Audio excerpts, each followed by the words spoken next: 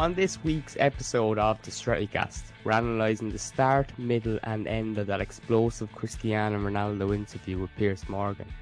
We're also going to discuss how United are likely to respond, while focusing our attention on the second narcissist in the room on Talk TV. Finally, on the day FIFA continues to play a blind eye to Qatar's human rights abuse, we'll give a mandatory mention to that tournament in the back of Beyond's. That, your questions and much more on the Strettycast.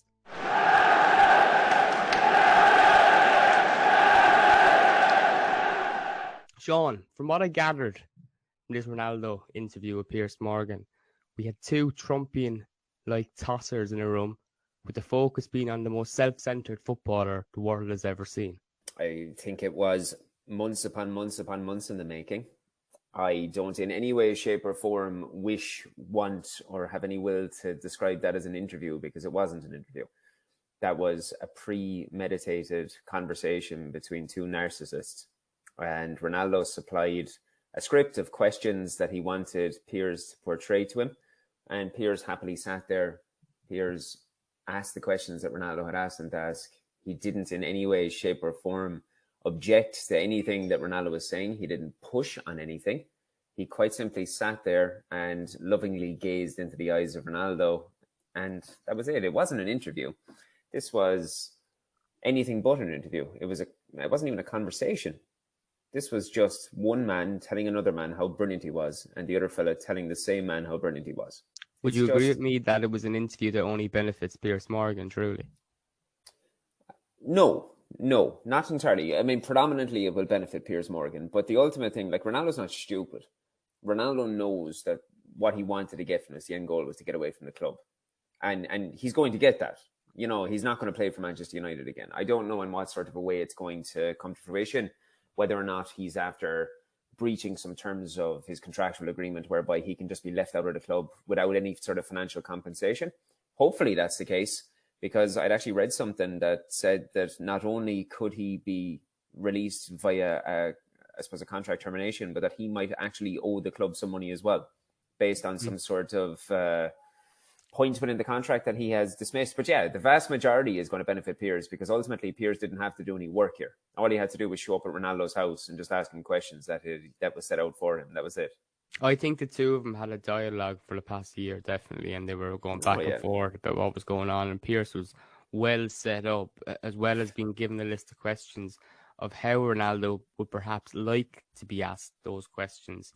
Knowing, I think, from the interview that Ronaldo was someone that cannot take any constructive criticism whatsoever. Anyone that kind of criticizes a performance seems to be put in the black pages and is deemed, an enemy, or in some cases a rat. Like in the first installment of the interview, this, by the way, was released in 2 installments. In the first installment, he insulted Rooney by calling him a rat. There was also an unnecessary jibe about the former teammate's appearance, as well as Gary Neville's popularity. So why do you think he went there? You're 100% right in saying why he did the interview was to get out of the club, but why did he go there? I suppose maybe it might be some bit condescending of me in saying this, because I do believe Ronaldo had a predetermined template of questions to be asked. But Piers is very, very shrewd. And Piers knows that maybe, while not necessarily interviewing him, he might ask a question and then allow a little branch just to stem off of it, because he maybe knew he was going to generate a reaction from Ronaldo with it. And even like when he referenced rat, it was more so a situation where Piers is kind of like, oh, like everyone loves you. But then you have these couple of people and they don't. Why don't they love you? Why don't they love you? What could they have possibly? Why would they not want to worship you? And he's, then it sort of pushed it back, and Ronaldo kind of say, well, they're just like, like the rest of the rats. And I think it's just more so getting him into his comfort zone and really and truly just pulling small little bit of nuggets. It's not interviewing. It's more so trying to overemphasize the question, I think. I think the criticism he gave back to Gary Neville, to be honest, fair game, because Gary Neville did go in on him. Whereas for Wayne Rooney, he really didn't. He was asked a question in an interview and was very honest and respectful in saying that there's 2 players that I see as the greatest of all time, Lionel Messi and Ronaldo. And what he argued was like age catches up with everyone. He said, me as a player, it happened to me. I had to come to terms with it. It's happening to Ronaldo at a later stage, and he's having a hard time facing reality. That's what's happening. But anyone that says it is deemed an enemy. He lives in a total different universe. He lives in a total different universe, yeah. And like even after it could have possibly even been before the first episode aired. It might have just been when he was putting snippets out there.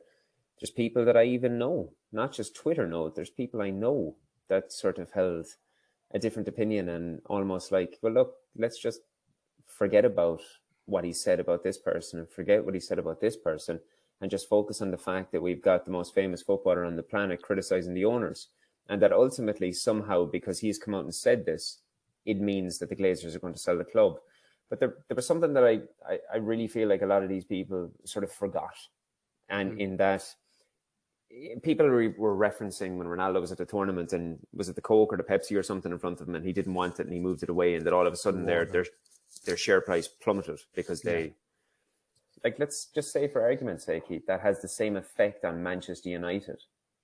Like, is that going to entice the Glazers to sell because all of a sudden they're not getting as much for the club as they would have got 2 months ago?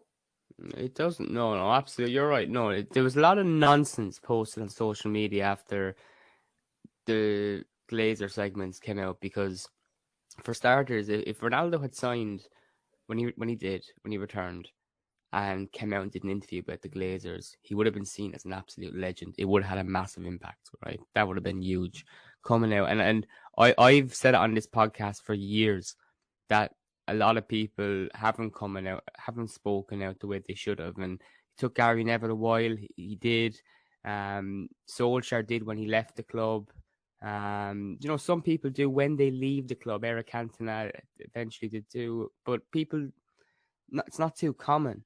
And it would have been a big statement, but this comes at a time that he's throwing his toys out of the pram, and it's a populist move.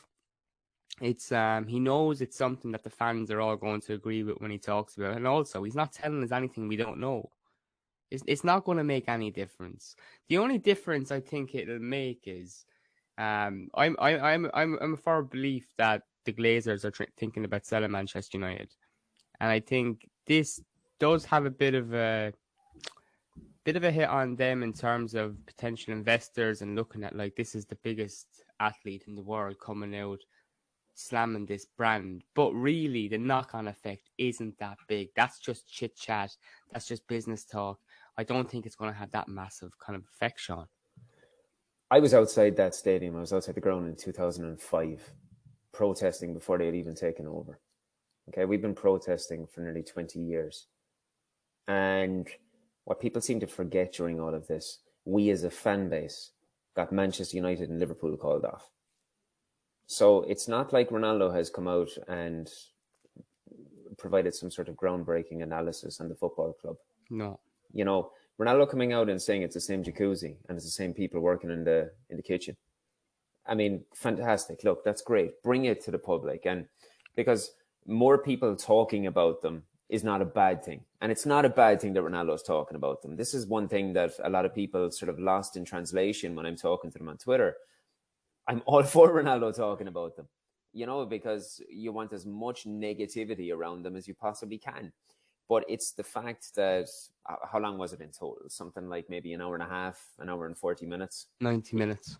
90 minutes, okay. So he spoke about the Glazers for about 5 or 6 minutes. And ultimately, he referenced the owners. He referenced the Glazers, and he referenced the owners a couple of times, and then really and truly just paid homage to how the facilities inside the stadium have been the same since when he left. Now, as you said, he knows that this is a massive, it is the talking point for the fans. It is the most touching point for the fans. And if you obviously look at the way the interview was laid out, we're going to start out with the most sensitive topic for the fans to try to get them on board. We're then going to move from that topic to the tragedy that he went. And I would never begrudge anybody that tragedy. Also, even when it comes down to what that sort of mute points about his daughter and whether or not his daughter was ill. I mean, who are you and I to say that he's lying? None of us can say he's lying because I'd sooner be wrong. I think he's lying. You do think he's lying? No. I think he's lying about his accusation towards the club. As in that they didn't believe him. Yeah, I Oh think he's yeah, lying. I think he's lying there. I think Because look, throwing the cards out here, as someone working with news on United, speak to people at the club, and I asked at that time why he wasn't present at pre-season training, because I wasn't buying what they were given out as a line, and I was told that it was a private issue, and that I would appreciate why they couldn't reveal when it does come out. And I think that pretty much sums up, now that we know that it was a sensitive topic and that the club couldn't really reveal why, because it wasn't their news. Ronaldo wasn't revealing himself to the public. So, I don't think the club denied him. And I think those accusations could be in breach of his contract, especially coming out and slating his employees and saying that he doesn't have any respect for the manager. Shaun, for me, that was the worst part of this interview, was when he said he had no respect for Eric Ten Hag, because that really burnt all bridges. There was no way back after that. No, but there's so many things that he said, and there's so many things that people forgot. Like, even if you take Ralph Rangnick, I know there's quite a lot of people in the fan base, and people that I respect within the fan base, that don't have any time for Rangnick, particularly after his time at the club. And fair enough, say what you will about the man coming into the role. It's quite evident that from a very early stage, Ronaldo didn't like Rangnick. So as a result, Ronaldo did not apply himself in the same way. He just didn't, because he openly said that this guy didn't know what he was doing. Yeah. And like, this is when we're trying to gain some traction as a football club. So you're even going back to when Rangnick is there. Now he's in a position where he's got one of the hottest prospects in terms of European management, and just won't show him respect, and ultimately comes out and shows him the ultimate lack of respect by what he's done in an interview, because he won't give him game time. It's petulance of the highest order, Dale. It's petulance, and it's a grown man refusing to accept the fact that he's declining, as every single one of us will. And he's really, really handled it in the worst possible way. He has, and you know what? I'm not surprised, but I'm disappointed by it, because this is a player who I've idolized growing up as a teenager, and seen him come through as a young player. I think most kids my age playing football, kind of when they were playing, they would have tried to copy his tricks and copy his free kicks and this and that. And he was everything. He went on to win 5 Ballon d'Ors. We've seen him win Champions Leagues and league titles for Manchester United. And he had an opportunity to come back, really build on his legacy as a player that was, going through the final chapters. And all he had to do to achieve that was to show a bit of professionalism and to show that he was going to change. But that word you said, petulance, that stuck with him throughout his career. As a youngster that arrived at the club to a veteran that's come out to leave it, it's petulance. And it's sad. It's sad because there's people, and I mentioned this to you last week, your son, for instance, his age group, have a very, very different view now on one of the greatest players of all time, because of the way he's come back to Manchester United, not just the way he's played this season, because he was good last season, well, scored loads of goals last season, but this season fell off a cliff, behaved terribly. The perception is stained. It is. It's even funnier when he from a generation, massively. Yeah, and like, even when you sort of consider this generation of my son's ilk, and then you look at the football club and you look at the 17, 18, 19-year-old footballers that are coming through, Ronaldo's come on and said he doesn't like to give advice, that he likes to lead by example. And then this is how he leads by example, not only to the young players that are coming through in the football club, but to my son's generation that are looking at this fella from the offset and thinking, is this how they should be acting? And it's nonsensical. I mean, I think it's even far beyond burning bridges. I think it is the most outlandish, outrageous behavior from a footballer who is so up his own arse. It's unlike anything I've ever seen, witnessed, or thought possible. Shaun, do you think the way he's behaved will put off some clubs? Because we've seen from the summer, although Ronaldo come out in the interview and said that there was interest from several clubs, there was not any significant interest, because Manchester United would have accepted an offer and they didn't get one. And he stayed at the club. He didn't stay because he wanted to. But do you think this will put off potential clubs? Because we already know there's not many in the market for a 37-year-old petulant man-child. I think it'll put off the vast majority of clubs, but I think then there's other clubs where he can still make a lot of money and play. I think Todd Bowley is crazy enough to bring him into Chelsea. He'll look at the situation now where he's got Graham Potter and he's thinking this is a process that we have to follow. But ultimately, Chelsea have been on a bit of bad form recently. So he'll look in the January transfer window and think, what can I do to maybe shore this side up for the remainder of the Premier League campaign? And something like that could happen. Also, I know that there's prospective talks about loan moves to the likes of Sporting Lisbon and whatnot. And I think any of the Portuguese sides would probably welcome him. Maybe not Benfica, obviously, with the history he has with Lisbon. But I think if Lisbon had an opportunity to get him in, they would probably do everything in their power to get him in.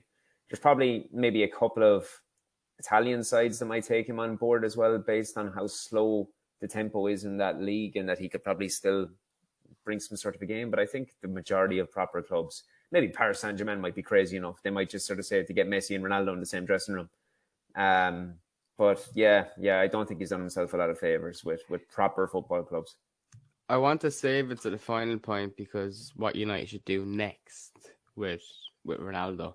But with the potential clubs, you have to look at a lot of the managers out there right now and the top managers in the Champions League where he wants to play.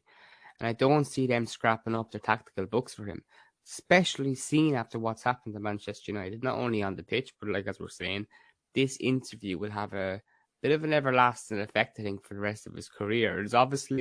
There's been invites to the A-League in Australia, which would be interesting, going from goat to kangaroo. It's quite a downfall, but yeah, look, on Ronaldo, he also said that it was disrespectful of Ten Hag not to bring him on against City, a game that United had already lost at the time. But he also snubbed the call to come on in the game against Spurs that we were winning at the end. Now, looking at the two situations, which he compared in the interview to say that they showed disrespect, I think he has this arseways. I think he has his whole argument arseways because Ronaldo's got it totally wrong. Ten Hag was bringing him on in a game that we were winning to give him an opportunity to come on and add to his goal tally, to get an assist maybe, or to be the show, because when he scores, he is the show. He didn't come on against City because we were getting annihilated. And Ten Hag is showing respect. No, is he showing respect or not?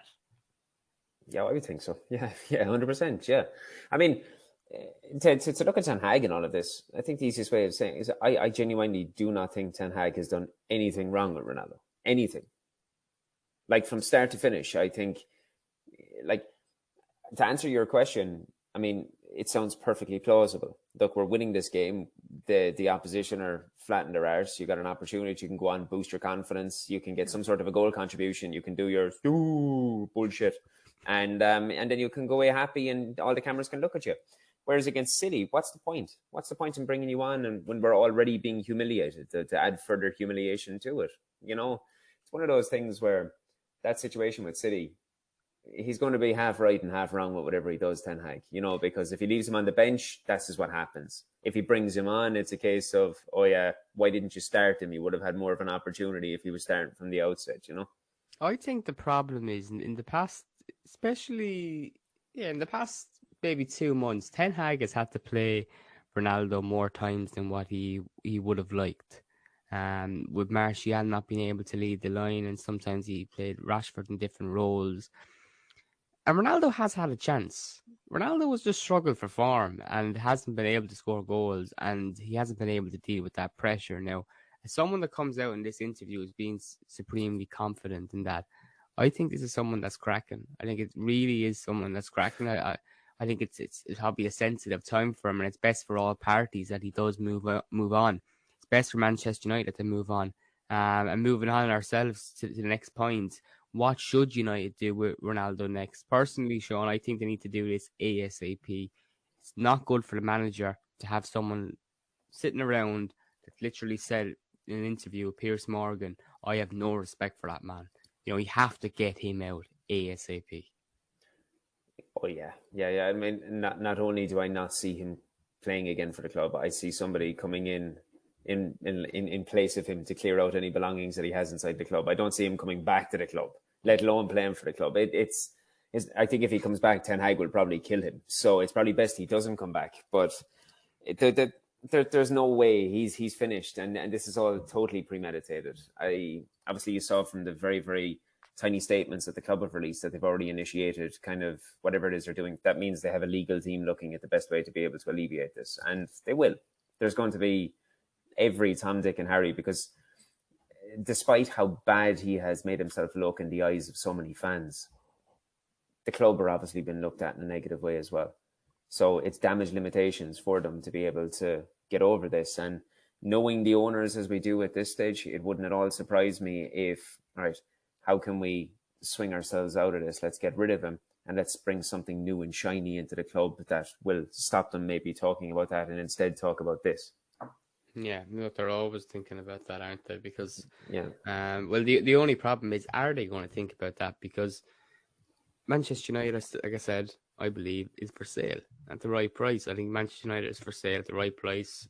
The Glazers think is right. And whether they get that money or not is a different story altogether. But it's not like it was a few years ago, or maybe 2 years ago or a year ago, when these reports came out that the club would quickly dismiss them. No, they never dismissed them this time. You saw with TeamViewer today. TeamViewer, is that they're reviewing their deal, or is that they're close to agreeing it? They're reviewing the deal based on the amount of negativity and feedback that they've got from suppliers and customers, and that they're actually reviewing staying with the club at all. Like, yeah, you see, that doesn't surprise me. I didn't think Richard Arnold touched on that when he spoke to the fans, that it was negatively affecting the club what the fans were doing. He had asked them to please stop. They're not going to stop, Richard. I'm afraid they're not going to stop. But yeah, so you agree with me that United need to move Ronaldo on ASAP. Yeah. Are you going gung ho and saying sack him as well, or do you just want this done and brushed under the carpet pretty much? I think that's I think that's what the club want. Oh, I'd like, after everything he's done, I would like it to be some bit of humiliation for him, to be honest. I'd like him to be sacked. Yeah, 100%. As I said many, many times, I'm very, very thankful for the memories that he has given me as a fan, because I'm not fickle like that. I'll stay level the whole time. He's been a servant. He's given us some great moments. He's provided a campaign that inevitably ended up with him winning a Ballon d'Or, and that should never be forgotten. But like I've said all the time, I don't class Ronaldo as a Manchester United legend. And I've always said this, Ronaldo is a Real Madrid legend. That's the way I look. He's a Real Madrid legend that played for Manchester United. And I think now, more so than ever, he doesn't want to come back. The vast majority of the fan base don't want him to come back. And I'd be dumbfounded if the owners wanted him to come back. Do you think he'll try to get back to Real Madrid? Well, I saw reports of that today. Because Carlo Ancelotti and him were pretty close, but I just think with what happened previously at Madrid and what's happening now at Madrid, it's a new era, and I know he's had his injury and at the World Cup and he won't be there. But Karim Benzema is the main man. Well, Benzema is not only the main man, he's the main man in world football, isn't he? So it's, I mean, I can't see it. I can't see it. I mean, people will put A and B together and they'll get 25, and that's the logic of the internet. I'd be very, very surprised if because he's going to leave, but if it's a case of where he goes, I can't see him going outside of Europe just yet, because it'll be too much for his ego. Messi hasn't left Europe, so Ronaldo can't not leave switching Europe. goats for kangaroos yet. No, not switching goats for kangaroos just yet. I reckon if he had to go over and play in Turkey, as long as he got Champions League football, he'd stay. Turkey might not be a bad show. So, yeah, and there's good money there too, so they could look at his wages. Oh, speaking of money, more corruption in football. Yeah. We have a football festival upon us in Qatar, and the World Cup started today. Yeah, we do. So we're not going to focus too much on this on the podcast. We're going to keep it united as much as we can, especially throughout the tournament, because a lot of people will be, I suppose, keeping a bit of a blind eye to this tournament with all the human rights abuse and issues surrounding Qatar. But the start of the tournament today started just so fittingly. You had Qatar against Ecuador. Ecuador score in the early stages, And it was a perfect goal.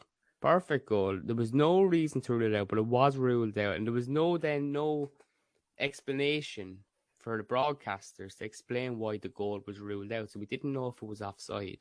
We didn't know if it was for a foul.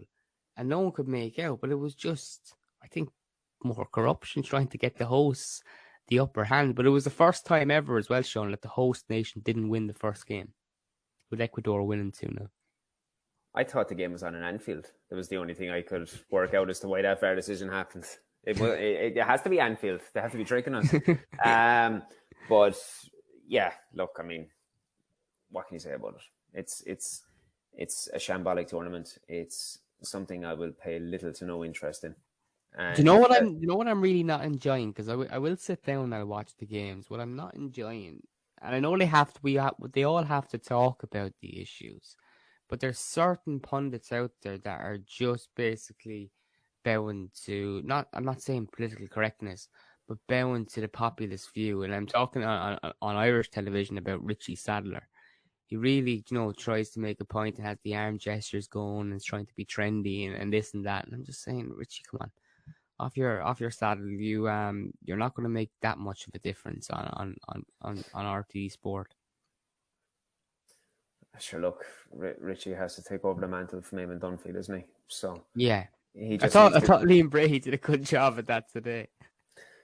Oh, look, I don't know how there's so many of them not just put out the pasture at this stage. With the very best respect for what they've done in their career, it's actually getting painful listening to them.